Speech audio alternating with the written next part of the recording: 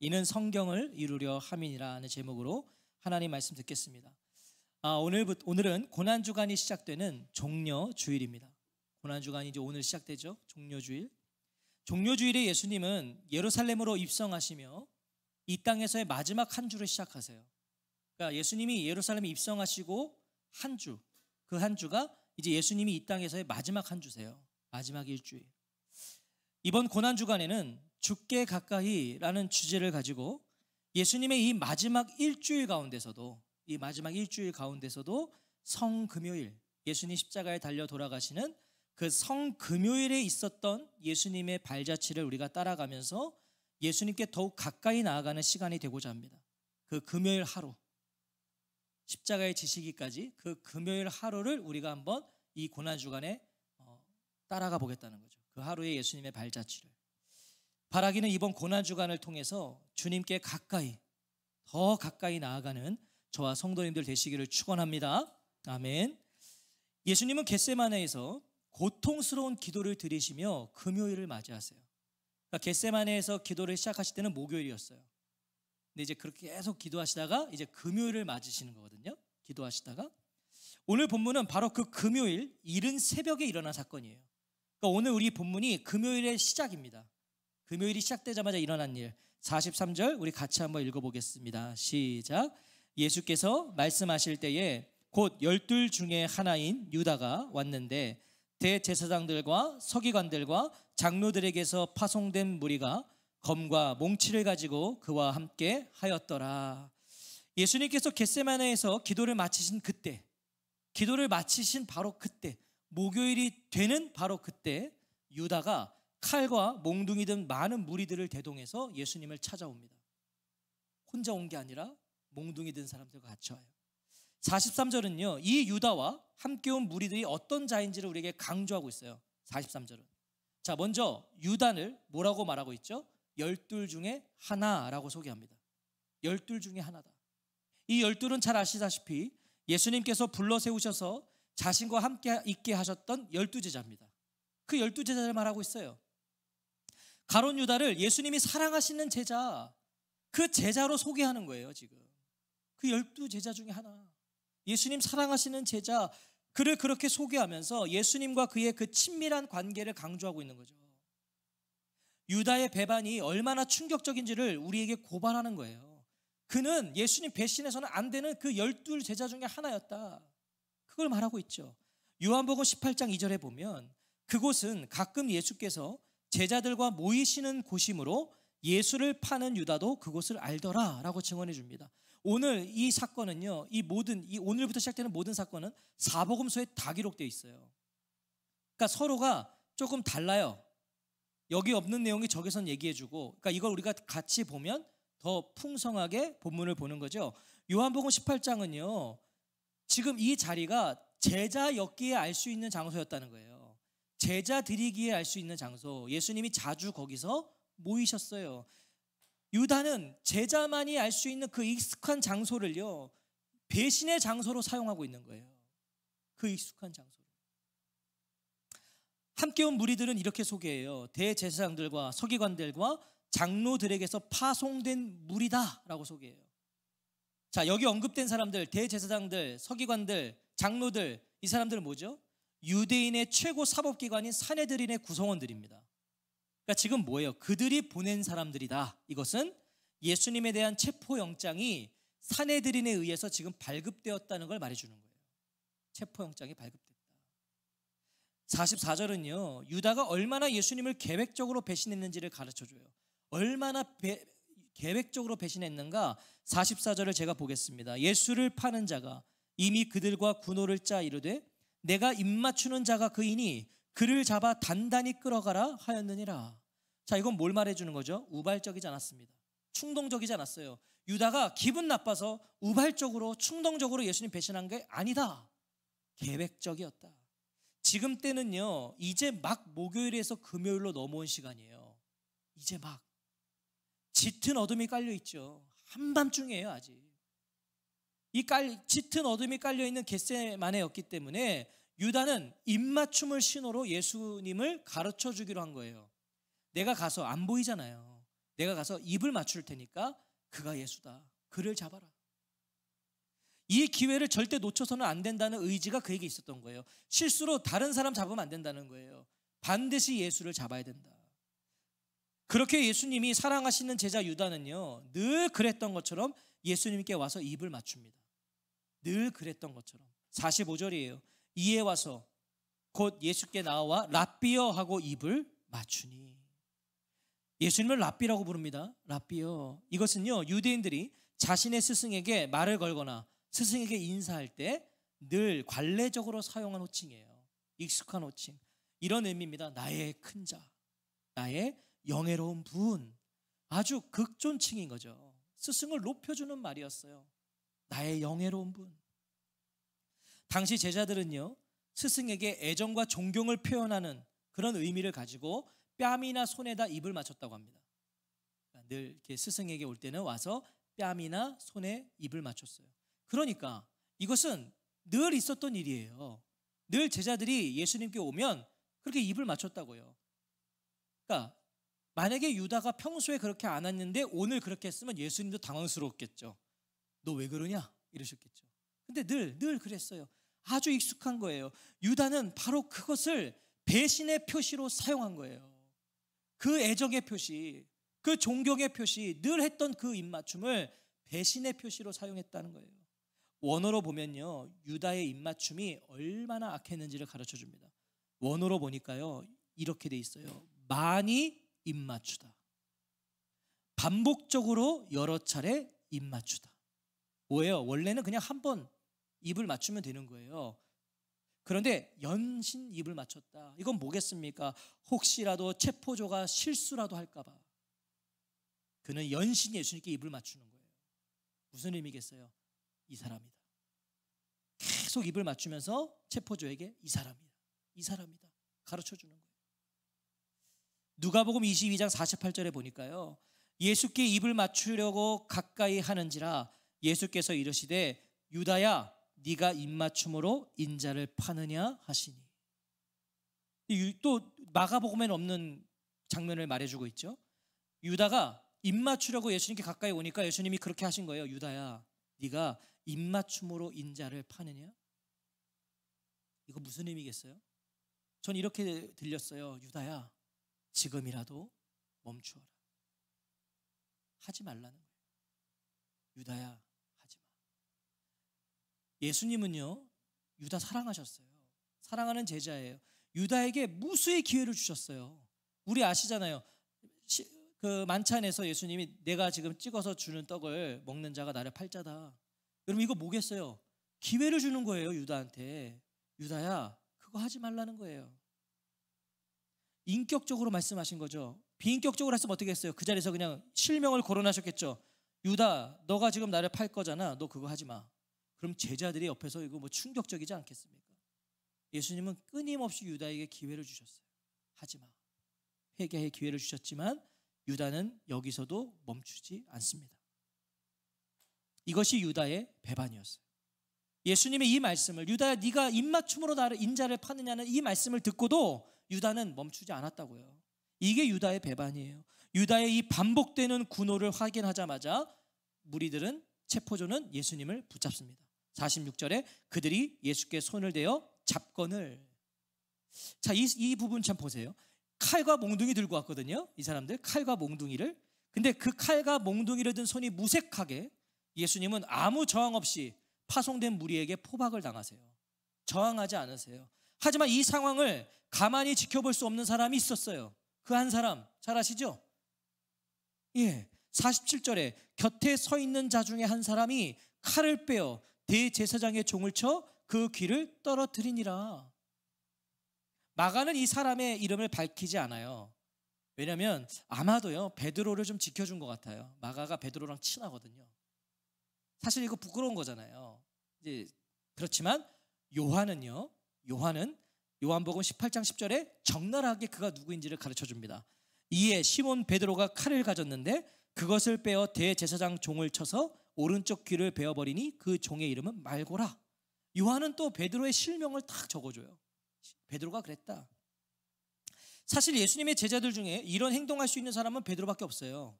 베드로 외에는 이렇게 용감하게 나설 자가 없다고요. 베드로는요, 가장 가까이에 있는 만만한 상대. 제가 묵상해 볼 땐 그래요. 칼과 몽둥이를 들고 있는 사람, 그런 군인들은 치지 못했을 거고, 같이 온 가장 가까이 있는 좀 만만한 상대, 비무장인 그의 귀를 친 겁니다. 위협을 한번 한 거죠. 베드로는요, 정말 예수님 사랑했어요. 정말 예수님 지키고 싶었어요. 그래서 한 거예요. 예수님도 그런 베드로의 마음을 아시죠. 그래서 그를 나무라지 않으세요. 그를 나무라지 않고 이렇게 말씀하십니다. 요한복음 18장 11절에 보니까 예수께서 베드로더러 이르시되 칼을 칼집에 꽂으라. 아버지께서 주신 잔을 내가 마시지 아니하겠느냐. 예수님 이거 나무라신 거 아니에요.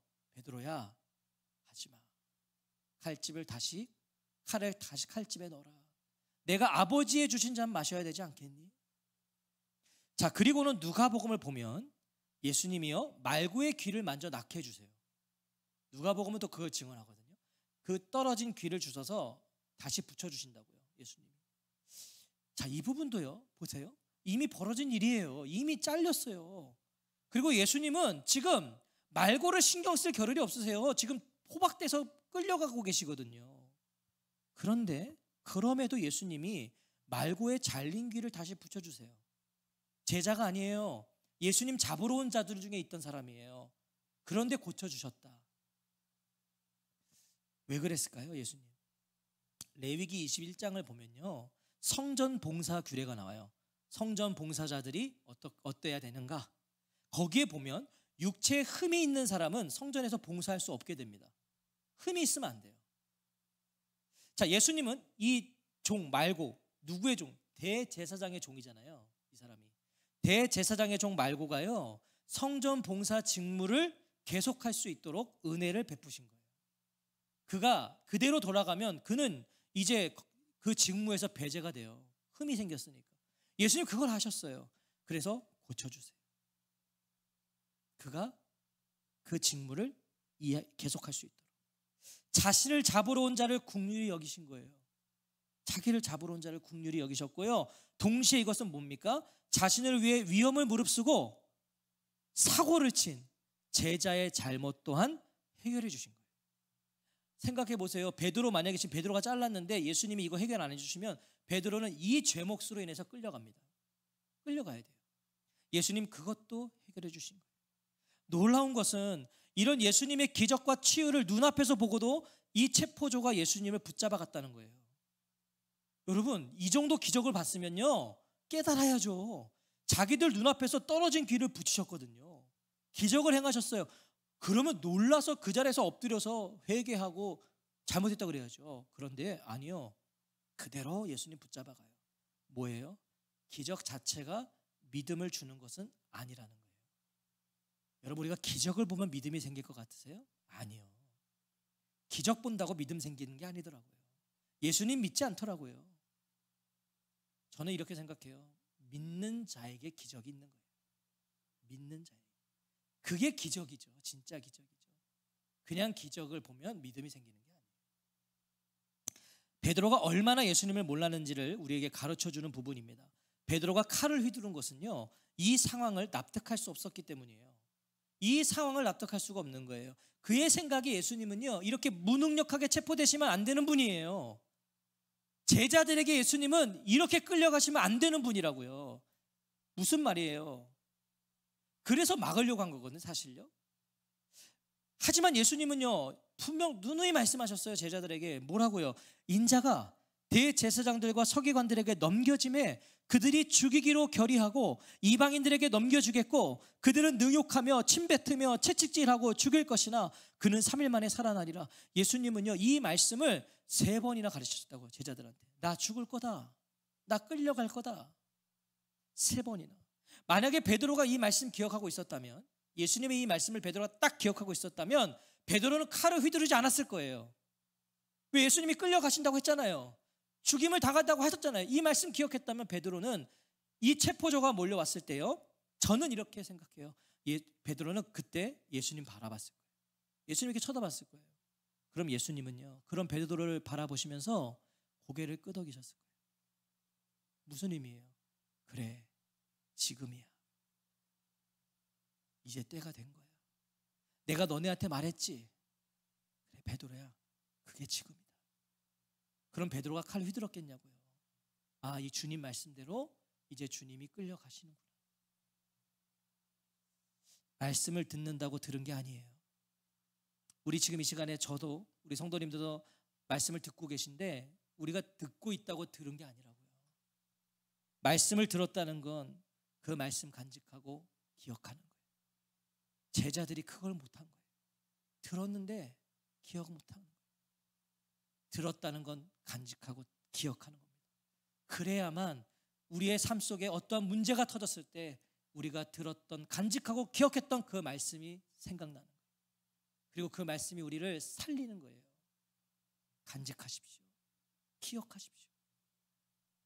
베드로를 진정시킨 예수님이 파송된 무리들을 꾸짖으십니다.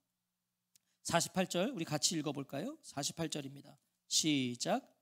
예수께서 무리에게 말씀하여 이르시되 너희가 강도를 잡는 것 같이 검과 몽치를 가지고 나를 잡으러 나왔느냐. 이런 말씀이죠. 도대체 왜 칼과 몽둥이 들고 왔냐는 거예요. 예수님이 지금 그걸 지적하시는 거예요. 그들이 예수님을 체포하러 온 것은 지적하신 게 아니에요. 왜? 그건 당연히 예수님 알고 계세요. 자기는 체포돼야 돼요. 그런데 예수님 지금 지적하시는 건 뭐예요? 그런데 너네 왜 도대체 칼과 몽둥이를 들고 왔냐는 거예요.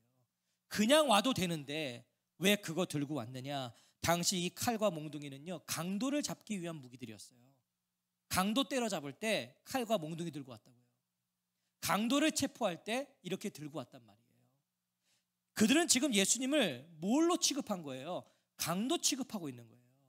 예수님 그걸 지적하신 거죠. 예수님이 자신들의 체포에 위협적으로 반응할 거라고 예상한 거예요. 그래서 만반의 준비하고 온 거예요. 반항하면 때리려고, 치려고, 제자들 중에 누가 막 덤비면 위협하려고 이거 들고 왔어요. 예수님은 그걸 꾸짖으신 거예요. 그걸. 제가 볼 때는요, 거기에 있었던 12 중에 하나인 유다를 보면서 예수님이 말씀하셨는지도 몰라요. 유다한테 뭐라고요? 유다야, 너 그렇게 나를 모르느냐? 유다야, 내가 이렇게 칼과 몽둥이를 들고 만나야 될 죄인이더냐? 그거 말씀하시는 거예요. 너 그래서 이 사람들한테 이거 들고 오라고 한 것이냐? 예수님은 강도 취급하는 자들에게요, 자신의 죄 없으심을 분명히 하시는 거예요. 나는 강도가 아니죠. 나는 너희들이 칼과 몽둥이를 들고 올 그런 죄인이 아니다. 이걸 말씀하시면서 동시에 그들의 폐부를 찌르는 말씀을 하세요. 아주 폐부를 찔러요. 49절이죠. 내가 날마다 너희와 함께 성전에 있으면서 가르쳤으되 너희가 나를 잡지 아니하였도다. 여러분, 이게 왜 폐부를 찌르는 말씀일까요? 예수님은 예루살렘에 입성하신 후에요, 줄곧 성전에 계셨어요. 예수님 예루살렘에 들어오셔서요, 어디 숨어 계시지 않았다고요. 어디서 은밀하게 다른 거 하신 게 아니라 성전에서 가르치셨어요. 월요일, 화요일, 수요일, 사흘 연속 성전에서 가르치셨다니까, 예수님이요. 그 중에 월요일에는요, 심지어 성전 정화 아시죠? 성전에서 장사하고 돈 바꾸는 자들 다 쫓아내셨어요, 예수님이요. 그리고 종교 지도자들을 향해서 만민이 기도하는 집을 너희가 강도의 소굴로 만들었다고 예수님이 날카롭게 지적하셨다니까요. 성전 안에서, 사람들 앞에서. 하지만 너희는 나를 잡지 아니하였도다, 이 얘기하시는 거예요. 이건 뭐예요? 많은 기회가 있었는데 체포하지 않았다는 거예요. 너희들이 기회가 있었는데 나를 체포하지 않았다. 대제사장들과 서기관들과 장로들의 지금 이 사악한 의도를 예수님이 들추신 거예요. 너네가 기회가 있었는데 그때는 하지 않고서 지금 이 깊은 밤에 칼과 몽둥이 들고 나를 잡으러 왔다는 건 너희들이 떳떳하지 않다는 것이다. 너희들이 나를 체포할 이유가 없다는 거죠. 없으니까 이렇게 몰래 왔던 거 아니냐. 14장 1절과 2절을 보시면 이틀이 지나면 유월절과 무교절이라 대제사장들과 서기관들이 예수를 흉계로 잡아 죽일 방도를 구하며 이르되 밀란이 날까 하노니 명절에는 하지 말자 하더라. 그들은요, 이 종교 지도자들, 이 사내들인 이 공회원들은요, 예수님을 따르던 백성들이 소동을 일으키는 게 두려웠어요. 예수님 늘 옆에 사람들이 많았거든요. 그러니까 자기들이 성전에 있는 예수님 체포할 수 있는데 밀란이 일어날까 봐, 소동이 일어날까 봐 그것이 두려워 깊은 밤에 예수님을 몰래 체포하러 온 거예요. 예수님을 잡을 동기가 명분이 없었던 거죠, 사실. 당당하지가 않은 거예요. 당당했다면 무리들 앞에서 보란 듯이 잡았죠. 예수님은 순순히 체포되어 가시면서도요, 지금 뭘 하신 거죠? 죄는 분명히 지적하시는 거예요. 내가 지금 끌려가지만 너희들 이거 죄다. 이것은 예수님이요 그들을 정죄하시는 게 아니에요. 이것은 무엇이 죄인지를 깨닫게 해주신 거예요. 여러분, 뭐가 죄인지를 알아야, 그게 죄를 깨달아야 회개도 하는 거 아닙니까? 이 사람들이요 지금 자신들이 범한 게 죄인지를 몰라요. 예수님 근데 그게 죄라는 거예요. 그래야 그들이 훗날에 예수님 알았을 때 회개할 거 아닙니까? 무엇이 죄인지를 보고 무엇이 죄인지를 알고 무엇이 죄인지를 깨닫는 게 얼마나 큰 은혜인지를 기억하시기 바랍니다. 여러분, 내가 죄를 깨닫고 있다면 그거는 은혜인 거예요. 은혜인 거예요. 50절은요 당시의 비참한 사건 하나를 증언해 줍니다. 예수님 끌려가시는 것만 비참한 사건이 아니었어요. 50절 같이 한번 읽겠습니다. 시작. 제자들이 다 예수를 버리고 도망하니라. 모든 제자들이 예수님을 떠나 달아나 버려요. 모든 제자들이. 불과 몇 시간 전만 해도요 이 제자들이 뭐라고 고백한지 아세요? 주와 함께 죽을지언정 주를 부인하지 않겠나이다. 모든 제자도 이와 같이 말하니라. 주와 함께 죽을지언정 주님 떠나지 않겠다고, 부인하지 않겠다고 그랬어요. 그냥 주님과 함께 죽겠습니다 이랬다고요, 이 제자들이. 그런데 그 제자들이요 모든 제자가 다 도망쳐 버립니다. 다. 칼과 몽둥이가 두려워서 그랬을까요? 칼과 몽둥이 든 군사들이 두려워서 도망갔을까요? 아니요, 저는 그렇게 생각하잖아요. 왜냐하면 칼과 몽둥이를 들고 왔을 때 베드로 뭐 했어요? 베드로가 귀를 잘랐어요. 똑같은 상황 속에서 베드로가 칼을 들었다고요. 덤볐다고요. 그러니까 이것은 칼과 몽둥이를 들고 와서 그들이 그게 두려워서 도망간 게 아니에요. 이건 뭐겠습니까? 제자들은 칼과 몽둥이가 두려웠던 것이 아니라 아무 저항 없이 체포당하고자 하시는 예수님이 두려웠던 거예요. 예수님이 아무 대항을 안 하시는 거예요. 자기들이 볼 때는 아니요, 예수님은 메시아예요. 그냥 이 로마의 압제에서 자기들을 구원해 줄 사람이에요. 그런데 저렇게 무능력하고 무기력하게 잡혀가니까 이들이 놀라는 거예요. 그 예수님이 두려운 거예요. 자신들이 이해한 메시아, 자신들이 바라는 메시아의 모습이 아니었던 거예요. 그러니까 도망가 버리는 거예요. 우리가 잘못 알았구나. 예수님을 향한 제자들의 기대가 무엇이었는지가 드러나는 거죠. 그렇게 예수님은 홀로 붙잡혀 가십니다. 홀로 붙잡혀 가십니다. 그런데 마가는 또 한 사건을 언급해요. 또 한 사건.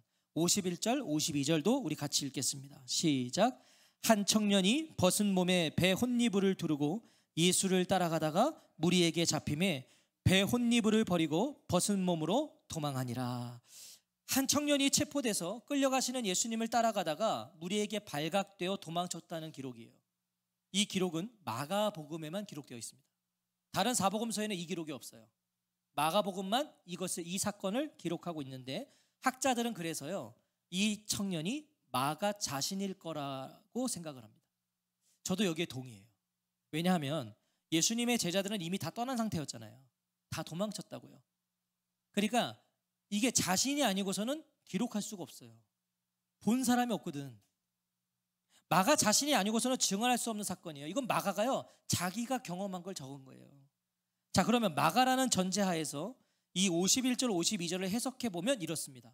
예수님은 제자들과 마가의 집에서 마지막 만찬을 마치셨어요. 마가의 집이었어요. 그 만찬을 마치시고 제자들과 겟세마네로 가십니다. 기도하시기 위해서. 마가는 이미 때는 이제 늦었기 때문에 마가는 겉옷을 벗고 잠잘 때 두르는 배 혼니부를 두르고 잠자리에 들어간 거예요. 이제 마가는 자기 위해서. 자, 그렇게 잠자리에 들었는데 얼마 후에 밖에서 막 소란스러운 소리가 나는 거예요. 그리고 그 소리와 함께 유다가 배신해서 예수님을 지금 체포하러 간다는 소식을 듣게 된 겁니다.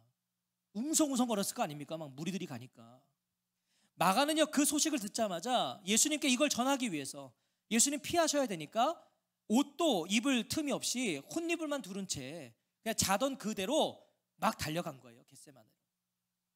하지만 그가 도착했을 때는 이미 늦은 거죠. 제자들은 다 도망갔고요. 예수님은 체포돼서 끌려가고 계신 거예요. 마가가 늦은 거예요. 그렇게 마가는 몰래 한참을 뒤따라가다가 발각되어서 배 혼니부를 버리고 벗은 몸으로 도망하니라. 이렇게 돼 있는 거예요. 이런 생각 들어요. 마가는 왜 이런 자신의 치부를 기록했을까? 이거 사실 마가가 안 적었으면 모르는 거예요. 아, 마가도 도망쳤구나, 모르는 거라고요. 그런데 왜 이런 자신의 치부를, 이 수치를 마가는 기록했을까? 굳이 밝히지 않아도 되는 이 일을, 이 부끄러운 일을 왜 기록했을까? 정말 아무도 예수님 곁에 없었다는 걸 말하고 싶었던 거예요. 예수님 체포되실 때 정말 그분 곁에 아무도 없었다. 나조차도 결국은 도망갔었다. 훗날 이 일이요, 마가의 마음속에 깊은 후회로 남았던 거예요. 마가가 훗날에 내가 그때 주님 끝까지 따라갈 걸, 나라도 주님 곁에 있어 볼 걸, 이 후회가 남은 거죠. 지금까지 예수님 곁에는요, 사내들이 두려워할 정도로 수많은 사람들이 늘 있었잖아요. 예수님이 가는 곳마다 예수님의 지지자들이 있었어요. 열광하는 사람들이 있었어요. 예수님은 늘 제자들이 함께 했어요. 예수님 곁에는 늘 12제자가 있었어요. 하지만 정작 고난의 길을 출발하실 때는 홀로 되셨다는 거예요. 정말 예수님이 필요로 하실 때는 아무도 없었어요. 그것이 예수님이 걸어가신 길이었다는 거예요. 마가는요, 주의 길을 간다는 것은, 주의 길을 따른다는 것은 이처럼 외로운 길이라는 걸 말하고 싶었던 거 아닐까요? 주님 따르는 길은 이렇게 외로운 길이다. 주님이 홀로 가셨다. 혹시 자신들처럼 그것을 몰라서 그 길이 영광스럽고 승리의 길이고 그런 길인 줄만 알았던 자신들은 그게 아닌 것 같아서 도망쳤지만, 혹시 자신들처럼 그걸 몰라서 오늘도 예수님을 홀로 두고 있을까 봐 오늘의 제자들을 위해서 자신의 부끄러움을 기록한 것 아닐까요? 당신들은 그러지 말라고. 당신들은 그러지 말라고. 예수님을 따른다 하면서 예수님 없는 길을 걸어가는 오늘의 제자들이 있을까 봐 말이죠. 오늘의 제자들이 자신들처럼 그럴까 봐. 그렇다면 오늘 본문은요, 주의 길을 걸어가는 모든 이들을 향한 말씀이에요. 오늘 주의 길을 걷겠다고 하는, 주의 부르심으로 주의 길에 옮겨져 있는 우리를 향한 말씀이라고. 예수님의 길을 걸어가는 자들에게 힘을 주시는 거고요, 예수님의 길을 걸어가는 자들에게 어떻게 그 길을 걸어야 하는지를 가르쳐주는 말씀인 거예요. 우리 49절 말씀을 다시 한번 읽어볼까요? 49절입니다. 시작. 내가 날마다 너희와 함께 성전에 있으면서 가르쳤으되 너희가 나를 잡지 아니하였도다. 그러나 이는 성경을 이루려 함이니라 하시더라. 예수님은 일어난 이 모든 것은 성경을 이루려고 일어난 것이다 라고 말씀하세요. 지금 이 모든 일은 성경을 이루려고 일어난 것이다. 49절 안에서 이 말씀을 적용해 보면요, 49절 안에서만 적용해 보면 예수님은 자신이 날마다 너희와 함께 성전에 있었음에도 너희가 나를 잡지 않았다고 하시죠. 내가 성전에 너희랑 있었는데 너희 나 잡지 않았다, 이 말씀 하셨어요. 그러나 이는 성경을 이루려 함이니라, 이 말씀 하시는 거거든요. 그럼 이거 뭐겠습니까? 그들이 그동안 예수님을 잡지 않은 것은요, 그들에게 힘이 없어서도 아니고 그들에게 능력이 없어서도 아니고 그들에게 기회가 없어서도 아니에요. 예수님 하나 왜 못 잡습니까? 얼마든지 잡을 수 있었죠. 기회가 없었다고요? 예수님 맨날 성전에 계셨는데요, 잡을 기회가 있었죠. 하지만 그렇지 기회가 없어서 힘이 없어서가 아니라 하나님의 때가 아니었기 때문이라는 거예요. 너희들이 하나님의 때가 아니었기 때문에 나를 잡지 않은 거다. 하지만 이제 그 때가 되었다는 거예요. 그 때가 되어서 내가 지금 너희들에게 잡혀가고 있다는 거예요. 이 말은 예수님이 저항할 힘과 능력이 없어서가 아니라 때가 되었기 때문에 아버지의 뜻에 순종하여 잡혀주셨다는 거예요. 양면의 의미가 다 담겨 있는 거죠. 이는 성경을 이루려 함이니라. 예수님은 자신의 죽음마저도 예고하셨어요. 제자들에게 3번이나 예고하셨어요. 체포, 배반, 떠남을 모르셨을 리가 없죠. 자기의 죽음도 알고 계신 분인데 겟세마네에서 갈보리 골고다 언덕까지의 예수님의 발자국은 이미 계획되어 있었어요. 가셔야 되는 거예요. 계획되어 있었어요. 이는 성경을 이루려 함이니라. 하나님의 뜻을 이루는 길이셨기 때문이죠. 그게 하나님의 길을 이루는, 하나님의 뜻을 이루는 길이셨어요. 사랑하는 성도 여러분, 예수님은 오늘도 성경을 이루기를 원하세요. 오늘도. 오늘의 제자된 우리를 통하여서 성경이 이루어지기를, 하나님의 뜻이 이루어지기를 예수님은 오늘도 바라신다고. 누굴 통해서요? 제자들을 통해서, 우리를 통해서 성경이 이루어지기를, 하나님의 뜻이 이루어지기를 바라신다고요. 그것이 그 길을 걸어가신 이유예요. 예수님이 그 길을 걸어가신 이유고 우리를 부르신 이유입니다. 예수님이요, 성경을 이루시기 위해서 그 길을 걸어가신 거예요. 아버지의 뜻을 이루기 위해서 그 길을 걸어가셨어요. 그럼 우리도 그 길을 걸어가라는 거예요. 그 길을 걸어가라고 우리를 부르신 거예요. 그러므로 우리 주 예수 그리스도 안에 있는 우리의 길은요, 아버지의 뜻을 이루어가는 길이에요. 아버지의 뜻을 이루어가는 길. 우리는 실수하지만 예수님은 실수하지 않으세요. 우리는 실패하지만 예수님은 실패하지 않으세요. 제가 왜 이렇게 확언할 수 있어요? 예수님은 십자가 고난을 통해 부활의 영광을 이루셨잖아요. 부활의 영광을 이루셨잖아요. 그 부활의 아침이 우리를 기다리고 있습니다. 지금은 십자가의 길을 가는 시기예요. 지금은 우리가 고난의 길을 가는 시기예요. 왜? 우리 제자니까요. 제자는요, 십자가의 길을 걷는 사람들이에요. 고난의 길을 걷는 사람들이에요. 예수님 따라가면 거긴 고난의 길이에요. 거기는 외로운 길이에요. 하지만 거기에 끝나지 않잖아요. 부활의 아침이 우리를 기다리잖아요. 우리의 삶에 아픔과 고통과 상처와 눈물이 있지만 담대하게 그 길을 예수님과 함께 걸어가십시오. 주의 길을 걷는 자들의 인생은 다 성경을 이루려 함이니라라는 말씀 속에 있기 때문이에요. 우리의 인생은 성경을 이루려 함이니라는 이 말씀 속에 있어요. 하나님의 뜻을 이루어가는 거예요. 하나님이 뜻을 이루시는 저와 성도님들의 생애가 되기를 주의 이름으로 축원합니다. 여러분, 이 고난주간 이 사실을 더 분명하게 알아가시고 느끼시는 시간이 되시기를 축원합니다. 네. 성경을 이루려 함이에요. 우리의 길은 성경을 이루려 함이에요. 하나님의 뜻을 이루려 함이에요. 이 시간 그 하나님의 부르심과 우리를 향하신 그 부활의 약속과 그 영광으로 다시 담대하게 주어진 그 길을 걸어가시기를 바랍니다.